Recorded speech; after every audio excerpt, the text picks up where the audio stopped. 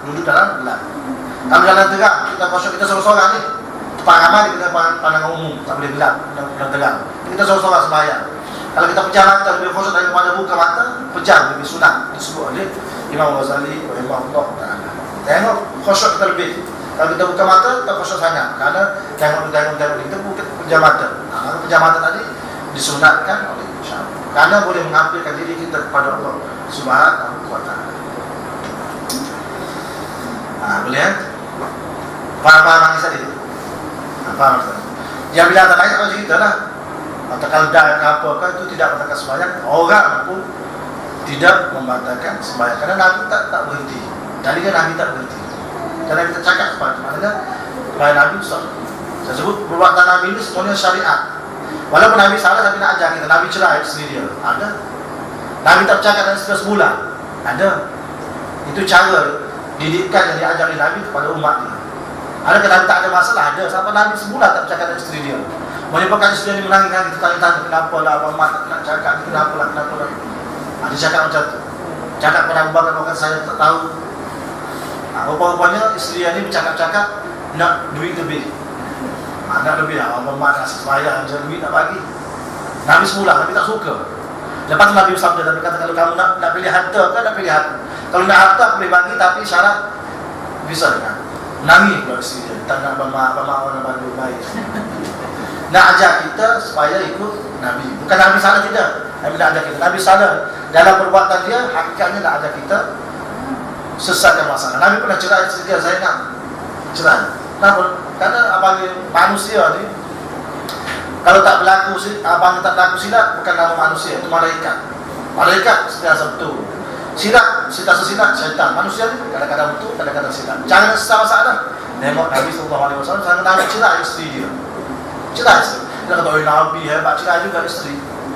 Tidak syariat nak ajar kita. Kalau Nabi tak cerai isteri, bagaimana Nabi dah cakap cerai isteri begini. Kalau isteri macam ni boleh dicerai bagaimana Nabi dah cakap. Nabi cerai isteri dia. Nabi tak cakap dengan isteri dia. Nabi diam kerana nak marah pada isteri dia. Itu apanya apa? Syariat kita untuk mengikut Nabi SAW.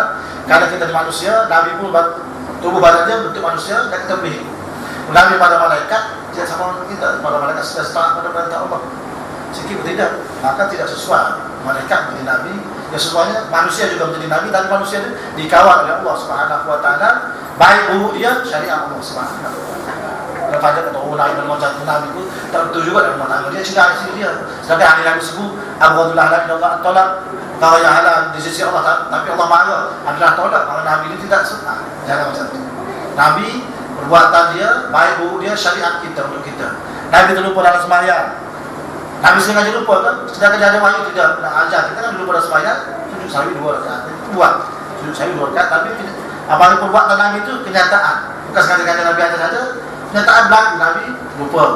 Nabi pun sujud sahwi 2 rakaat. Nak ajar kepada kita, kalau lupa begini caranya sujud sahwi. Tidak akan cakap saja, tapi perbuatan Nabi bertempat dengan dia cakap. Perbuatan dia itulah walaupun salah dipanggil syariat Allah Subhanahu wa ta'ala. Allahumma salli ala sayyidina Muhammad. Boleh faham hari itu, boleh faham.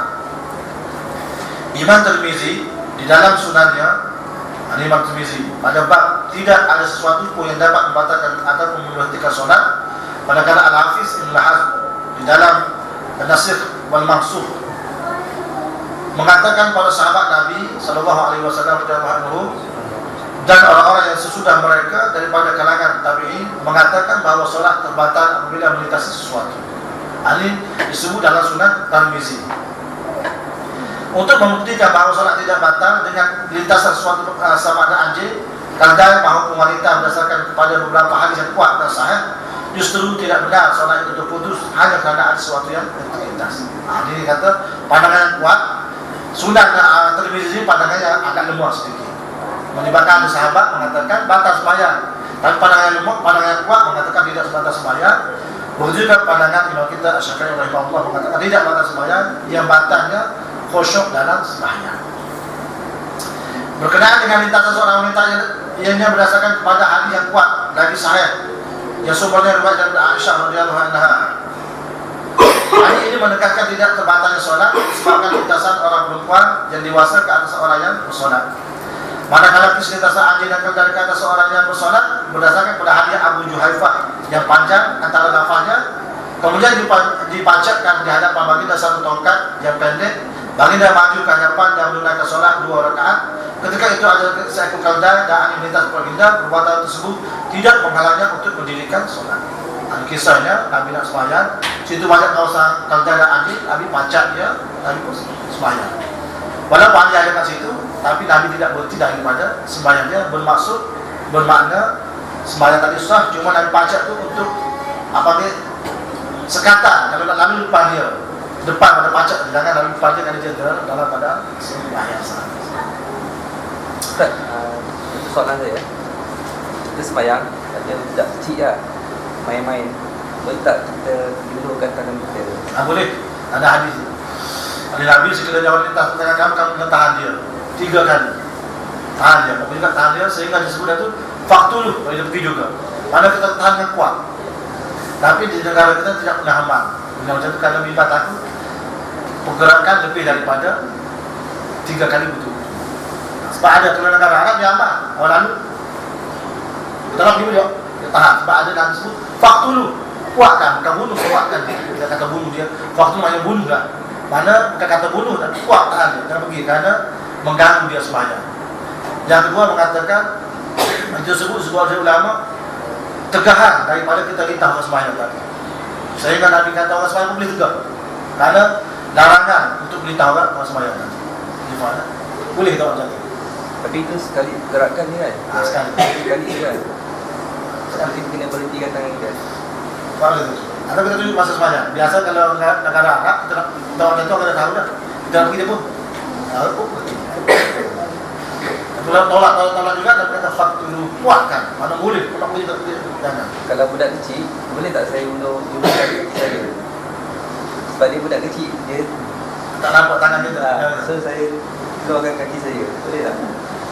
Sebelah kaki saya. Tak ada. Kalau dia abangnya apa? Tidak menghalangkan dia daripada kita tak ada apa-apa. Tapi cara-cara kuat itu jangan kuat sangat. Kuat sekali batas sembahyang, kalau sudah kuat nampak sangat kuat sangat kita buka datang. Tapi kalau pelan sekali tak ada apa-apa. Kita tanya contoh kaki ya. Kaki halam pakai kaki. Jadi kita contoh lah. Budak kecil kita halam pakai kaki. Tak apa. Jangan kuat. Kita boleh tunjukkan contoh lah. Contoh macam ni nak halam. Demo. Oh, demo.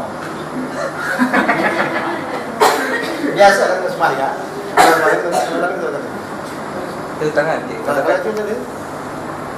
Jangan. Sebab kalau kuat sekali batal. Gimana?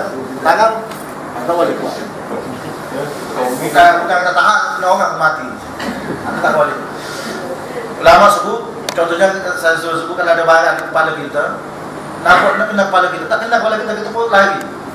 Kita yakin kepala kita tak kena, contohnya bola. Sama-sama sini ada pemain bola. Dia tendang bola, lari empat kita pun kuat, batas sebenarnya. Sebab kita yakin tak kena.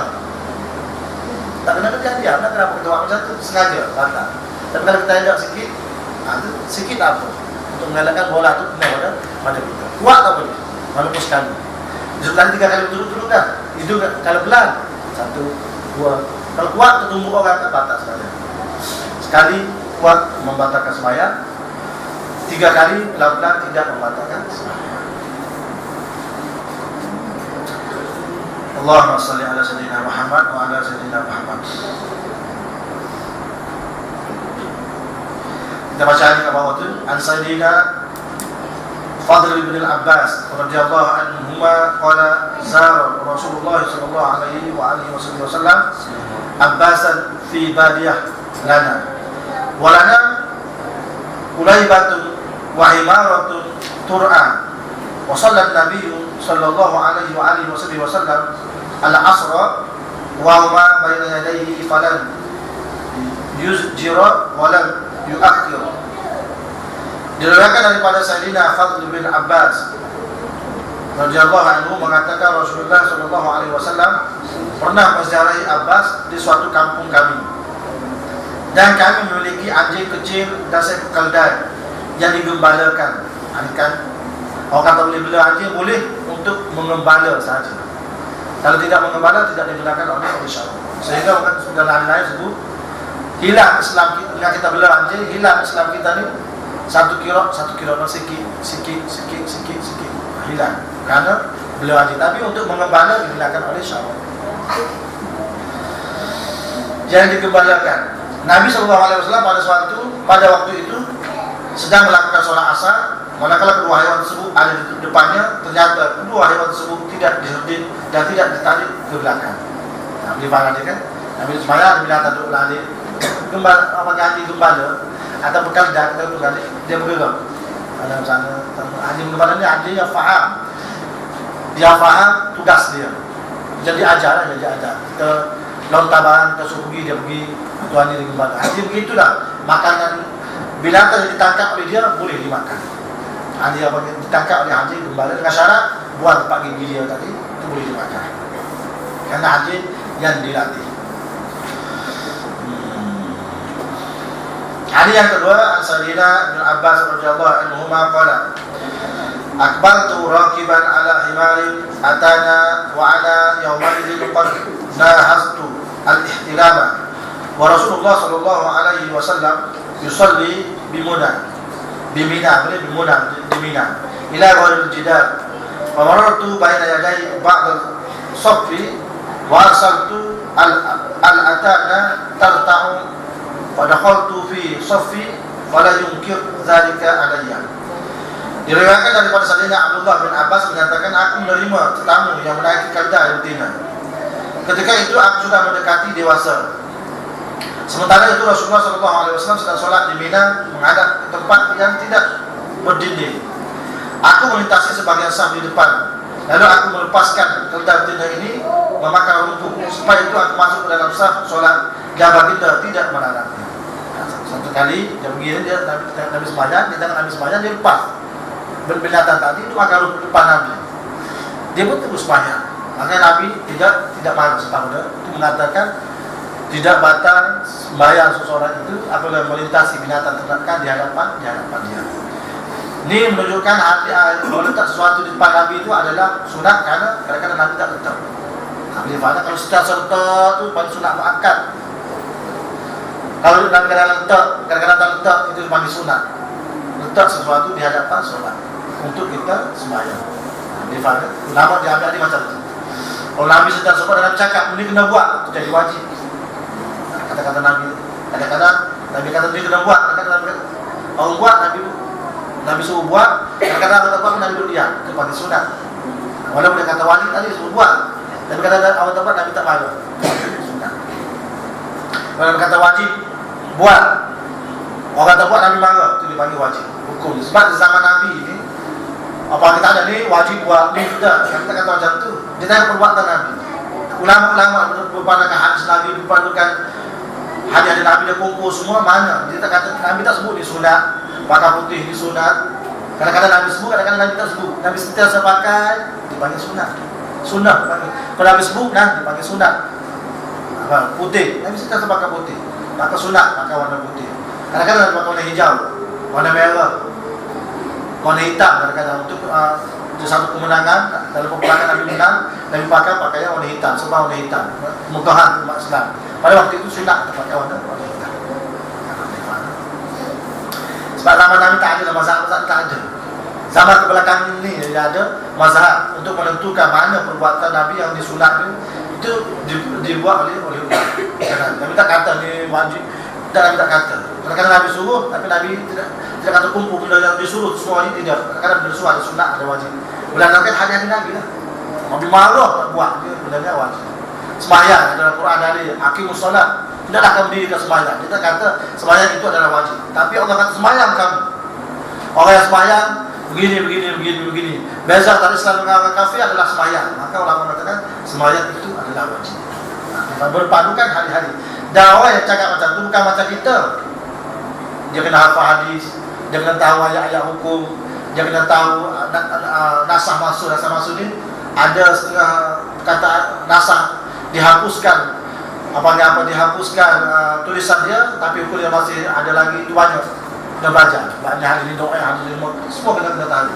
Baru boleh mengeluarkan kata ni betul, minta betul, ni boleh, minta boleh. Kita ikut je, sebab kita ni bukan muhaddis, bukan orang berkelayakan untuk ijtihad. Orang lain untuk ijtihad ni warok dia, kalau sekarang ni ulama dia Yusuf Al-Qaradawi jadi warok. Sebab pandai-pandai dia tidak berpegang mana-mana mazhab. Dia cakap tujuan dia untuk tarik orang Islam. Zakir Naik, kita tengok dia tu orang yang hebat, tapi kadang-kadang dia menggunakan pandai-pandai yang lemah untuk tarik orang. Macam orang kata dia Wahabi besar, itu masalah lain Wahabi. Masalah dia dah tarik orang. Berapa ramai orang di kalangan orang bukan Islam masuk Islam kerana dia berdakwah, dia hafal ni, dia berdakwah. Tapi ada dalam dasar orang taksub dengan faham Ahlussunnah wal Jamaah dengan dia Wahabi. Mana kita ni jangan kata taksub sangat. Boleh buat taksub sangat. Kalau dia Wahabi tak terima, jangan. Mana yang baik kita terima, mana tak, kita tahu tak. Jangan taksub. Wahabi silap dia ni melampau je dah. Dia menyalahkan orang, dia diam tak marah. Ahlussunnah ni yang marah sangat kerana dia lawan sangat. Kita diam. Mana yang baik, tapi tak baik, dia tak payah. Jangan bergaduh sesama sendiri, rugi. Allahumma salli ala sayyidina Muhammad. Ambil faham cara pengambilan hukum macam tu. Sebab kita ni ikut yang telah dibuat oleh ulama-ulama, kerana kita tidak layak berkelayakan untuk bercakap mengenai hukum kecuali telah ditulis, telah dibuat oleh ulama. Kalau kata kita baca hadis ni bila tak boleh. Kita rujuk kata Imam Syafi'i macam mana, kata Imam Ahmad kata macam mana, kata Imam Nawawi cakap macam mana. Kita bersandarkan dia. Sebab dia ni garanti alimnya lebih baik daripada kita, waraknya lebih baik daripada kita, ilmu hadisnya lebih baik daripada dia. Semua ilmu alat yang panggil, dalam soalan semua dia tahu. Maka kita sandarkan dia, maka kita rasa tidak bersalah, rasa kuat pegangan kita kerana kita bersandarkan ulama-ulama yang berkata. Sebab sesuatu hukum Nabi sebut, satu hadis Nabi sebut, jika kata-kata ulama ni, kita kena ambil kata-kata ulama. Kerana ulama dia tengok banyak hadis. Boleh faham? Bukan saya kata tak terima hadis-hadis, tidak. Nabi sebut satu hukum. Contohnya Nabi sebut saya baca contoh. Nabi kata sekiranya Nabi puasa 10 Ashura, tiba-tiba ada orang Yahudi puasa juga 10 Ashura. Nabi berkata sekiranya Nabi hidup pada tahun hadapan, aku akan puasa 9 dan 10 untuk menyalahi orang Yahudi tadi. Nabi tak kata besok kena puasa. Kerana apa? Untuk menyalahi dengan orang Yahudi. Dalam hadis yang lain Nabi sebut. Kalau kita baca hadis itu saja, kita tak boleh puasa 10-11. Sebab Nabi tak sebut. Nabi kata aku akan puasa 9 dan 10. Nabi tak kata oleh kerana orang Yahudi puasa juga pada hari 10, Nabi tak kata jadi kita akan puasa 10 dan 11. Ataupun Nabi kata besok aku akan puasa. Tidak, Nabi kata kalau aku hidup pada tahun hadapan, aku akan puasa 9 dan 10. Maknanya 9-10 sunnah Nabi, 10-11 tidak sunnah Nabi. Jadi kalau kita baca hari itu, kita dipegangnya itu. Sedangkan ada Nabi lain mengatakan kita mesti menyalahi dengan kaum Yahudi. Dia puasa 10 Muharram, kita puasa 10 Muharram, tapi sehari sebelum dan sehari selepas. Ulama dia tengok semua hadis. Maka ulama mengatakan puasa 9, 10, 11 itu lebih utama. Kalau kita tak boleh puasa 9, 10, kita 10 hari ini, kita puasa 10 untuk mengelakkan daripada Yahudi, kita puasa 11. Dan puasa 10 saja tak dapat, pun terima makruh saja kerana menyamai orang Yahudi. Pahala sunat itu dapat. Itu kata-kata ulama berpandukan banyak hadis. Di mana saya sebut satu hadis kita baca, jangan kita terus tafsir begitu kerana banyak lagi hadis-hadis lain sebagaimana kita sebut sebelum-sebelumnya. Sebab itu dia berlakilah kerana dia bukan hadis, dia terima hadis itu. Dan kata-kata ulama, saya kata-kata ulama tadi bukan dia kata tak terima hadis. Dia tengok banyak hadis, tengok aspek mana, tengok. Jangan satu hadis dia beramal tidak. Dia banyak pada ini, hadis ini rata dulu ke, dia banyak. Soalan hadis ini kita kalau kita baca dia banyak dari mustalah hadis. Hadis ini kuat, hadis ini lemah, hadis ini sahabat, hadis ini lemah dari segi matan dia, lemah dari segi perawi dia. Orang-orang hadis dia tengok perawi dia. Perawi dia ni yang bawa hadis, macam saya kata hadis. Dia tengok perbuatan saya. Kalau saya ni sembahyang melewat, hadis yang saya bawa lemah. Dia panggil hadis lemah. Hadis itu betul dari mana lain kita umat perawi itu tak sikoh. Dia panggil hadis ini lemah. Bukan kata hadis itu salah, hadis betul, tapi pembawa itu lemah, dia panggil hadis ini hadis lemah. Hadis yang kuat lagi mengatakan gini-gini gitu. Dia faham? Makanya kita mudah-mudah taksub. Dan ada orang saya akan beramal dengan amal Quran. Takkan kita nak dahulukan Syafi'i dengan hadis. Dia bisa kata panggil Syafi'i tidak ada hormat. Imam Syafi'i ini dia keturunan Nabi. Dia belajar tidak sama Nabi. 7 tahun dia boleh dah hafal Quran. Belasan tahun dia boleh jadi mufti. Dia pergi Iraq, dia pergi ke Mesir. Dia nak buat keluar satu hukum, menangis dan sebagainya. Mau dia sampai buta. Dia banyak kisah dia banyak mengenai Imam Syafi'i ini. Kali kita ikut Imam Syafi'i lebih selamat daripada ikut orang yang terkini karena dia ni nak panggil tertentu. Hadis-hadis dia tu sama kan pandangan Imam Syafi'i. Karena kita turut dari Imam Syafi'i. Boleh faham? Dan Imam Syafi'i kalau kata hadis itu betul, hadis itu sahih. Dia tidak mengatakan hadis itu salah. Kalau kamu bawa hadis yang sahih, itu pandangannya betul. Dia berlapan dada. Kita ni tidak berlapan dada. Satu hari jumpa, tahun ni salah, ni tak boleh, ni bid'ah, ni haram. Itu kita. Dibakar belakang-belakang. Rugi. Sama-sama kita duduk bergaduh. Kalau nak bergaduh pasal gula naik, kita takut, kita boleh bergaduh. Itu apa demonstrasi. Gula mesti turun. Itu boleh. Kadang balikan ayat. Yang pasal agama ni, sebab orang tu dahulu dia tahu. Kita ikut dia. Kalau nak buat juga, dia kata ada pandangan, berlapan ada. Buat, ada apa? Jangan kita marah. Ya, buat, kita marah. Kita tak buat, kita kata kita betulkan. Berapa sebab sama-sama ada hujah dan ada hadis. Allahumma salli ala sayyidina Muhammad. Yang tak bolehnya mengenai akidah, yang tak boleh. Akidah yang jaga.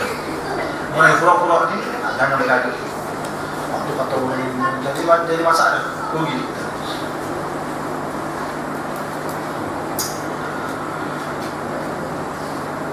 Ada tadi jauh begitu sampai bodoh naik. Imam Al-Hafiz Ibn Hajar. Imam Al-Hafiz Ibn Hajar Jalafatul Bari juzuk 1 mengatakan perkataan Ibn Abbas menghadap ke tempat yang tidak berdinding dikuatkan dengan riwayat Al-Bazzar dan Nabi SAW menunaikan solat fardu tidak menghadap sesuatu yang menutupinya. Kadang-kadang Nabi dia banyak hadis, banyak sitat. Di hadapan Nabi ni kadang-kadang ada benda, kadang-kadang ada benda. Menyebabkan benda tadi sunat. Satu sunat dia kan, bukan wajib. Sunat sahaja. Tak ada benda pun boleh, ada benda pun boleh. Untuk mengalahkan daripada sisi pendapat ni, tengah-tengah ada benda. Sesat.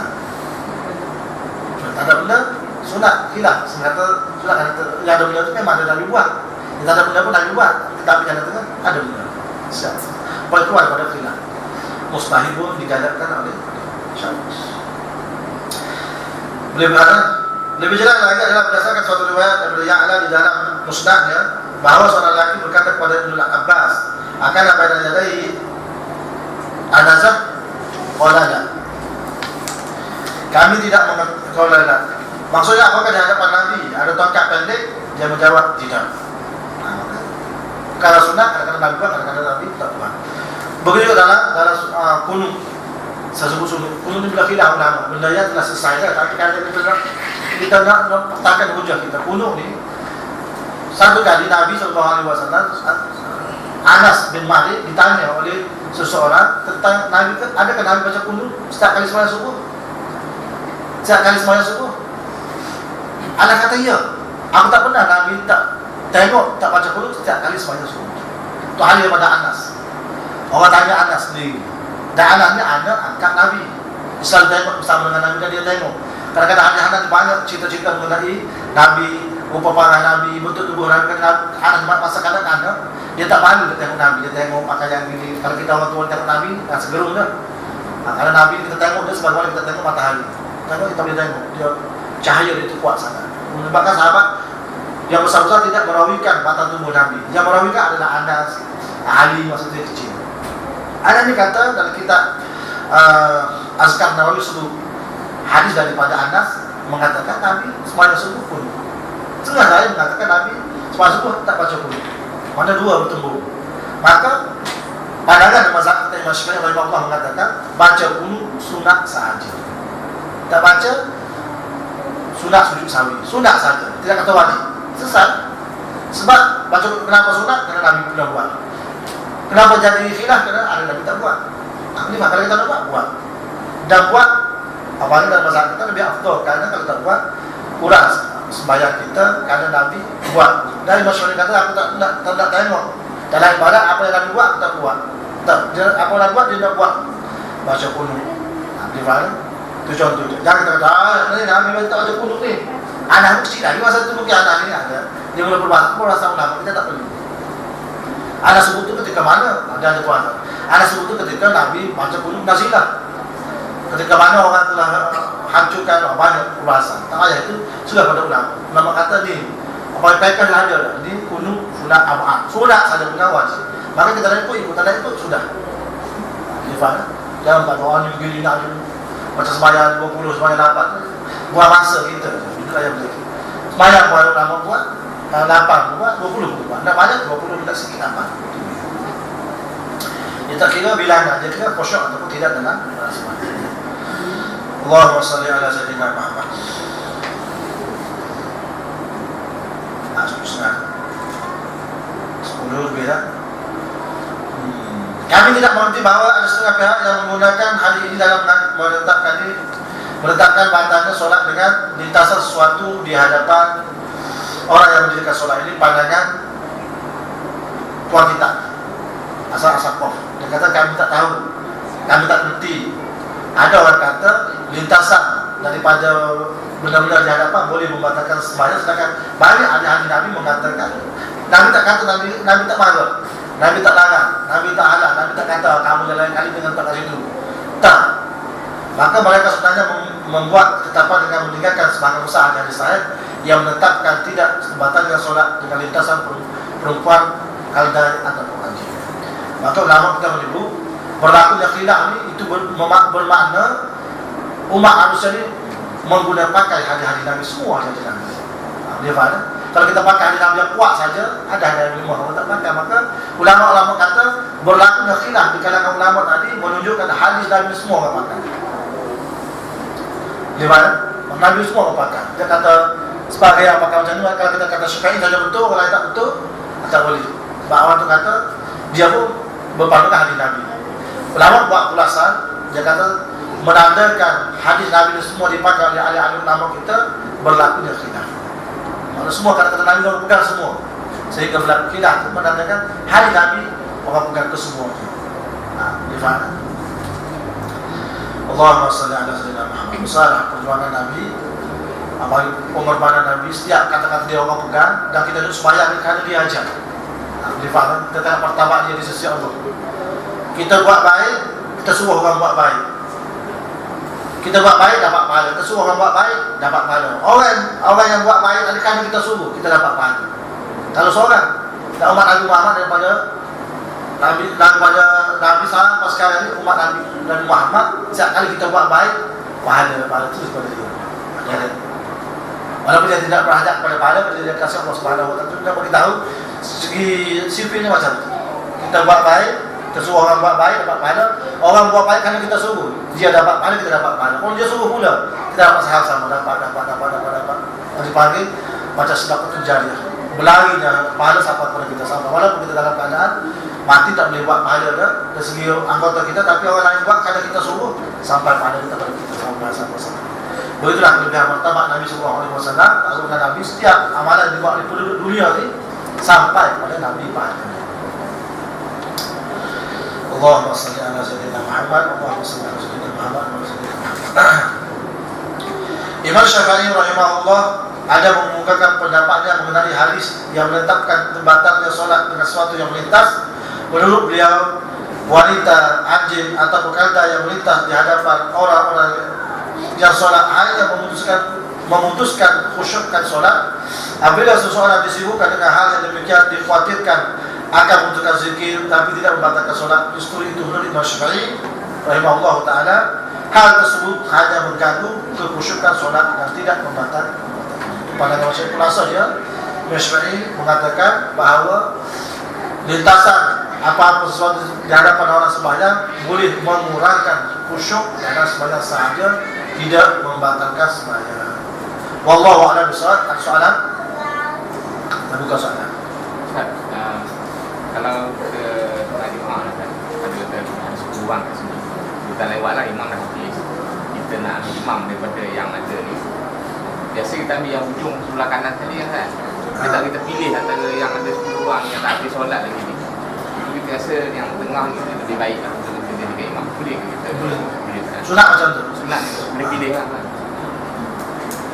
Soalan yang sangat bagus. Sekiranya kita pergi lewat, imam dah sudah sembahyang, ada makmum di bawah tak sembahyang lagi. Pada waktu itu, di manakah kita nak ikut imam? Adakah di sebelah kanan tadi ataupun di sebelah mana? Dia sama saja ketika kita pilih imam. Orang yang bagus, orang yang baik, dia kat situ. Kalau ada orang yang baik daripada orang itu kurang baik atau kurang baik, kita sunat, kita pilih orang yang baik. Walaupun kita ni solat kita cuitkan dia sikit. Dia beritahu lah. Dengan syarat dia faham. Kita cuit ni, kita faham. Kita cuit, dia tunggu. Tahu cuit kan? Allah Akbar, tetap. Dia akan tunggu. Kalau kita tahu, kalau kita cuit, dia tak akan tunggu, tak payah cuit. Allah Akbar, kuat kasih. Dia cuit, kadang-kadang cuit. Dia orang tak biasa kan? Cuit apa? Cuit. Dia tak biasa. Tak payah cuit. Tak payah cuit. Dia sunat saja cuit untuk kita beri pahala kepada dia. Sebab kalau dia tak niat buat imam, dia tak dapat pahala imam. Kita dapat walaupun dia tak tahu. Bagaimana? Cuma solat kita tak pahala. Kalau kita cuit dia, lepas tu dia tak berniat imam. Sebab kalau dia jadi imam, sunat dia berniat imam kan? Betul. Macam saya tu pun Fazli hanya sunat dia berniat imam. Sebab dia tadi Untuk dapat pahala imam ke? kita ni yang wajib dia jadi makmum. Ya, betul. Dia sunat ke? Untuk kita bagi tahu, untuk pahala pada dia. Pada dia imam. Kalau dia kata tak jadi imam, ikutlah kan. Kita dapat imam dah. Boleh beri pahala. Wallah, ada lagi soalan?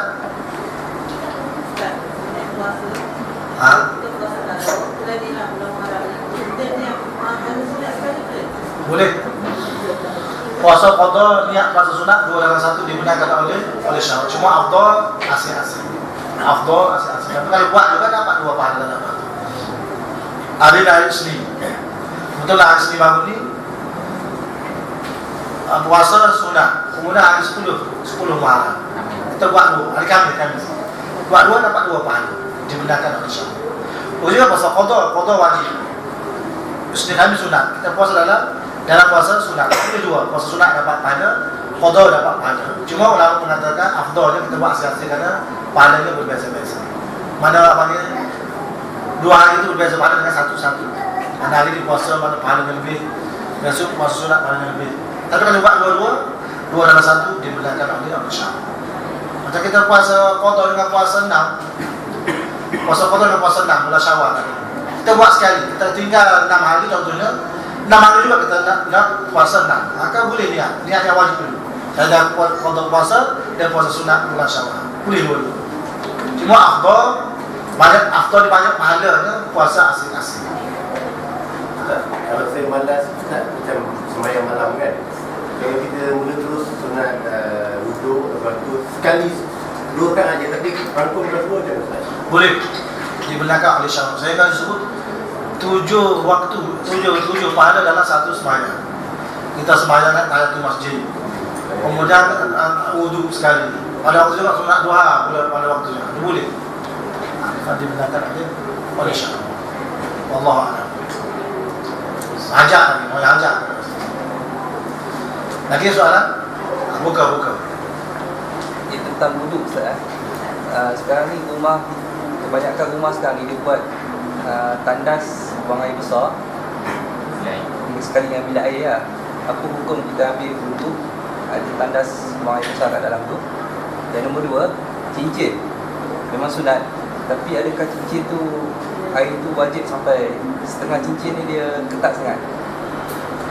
Yang 3, janggut. Orang lelaki ramai dekat janggut ni. Dan macam Pak Syekh ni macam mana janggut dia? Dia kena wajib sampai ke ataupun janggut macam Ustaz tu?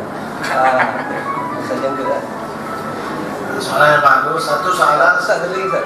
Ada lagi 4. Satu sebab saya selalu buat. Macam Kiambang kita punya kedudukan tandas kita ni open tau. Kat depan ruang makan.